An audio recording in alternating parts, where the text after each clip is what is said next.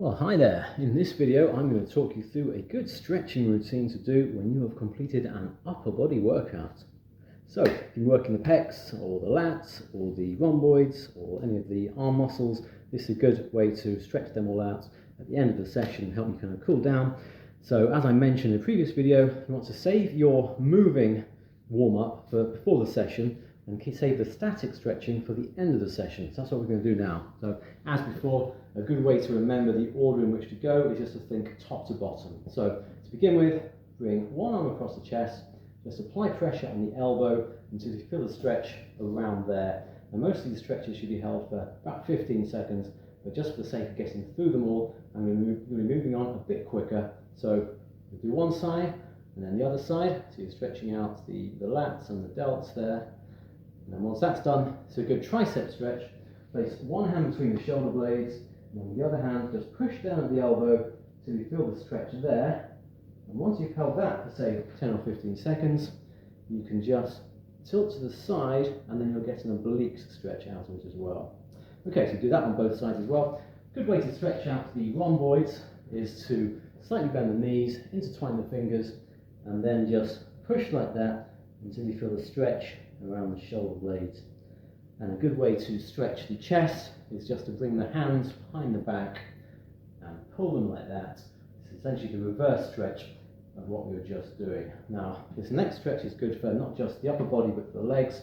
To begin with, just lean back like this so you feel a stretch in the hip flexors and also the core. And once you've done that, hinge forwards at the hips, keeping the legs straight. First of all, stretching the hamstrings, and then just letting the fingers fall to the floor. And you can hold this for something like 30 seconds. It should just feel natural, like the weight is being taken off your upper back, and your upper back is just being stretched out. So that's a good selection of upper body stretches. What you can also do is the cat's cow, which is just where you stretch up like that, and then stretch like that. So this will also stretch out the upper back.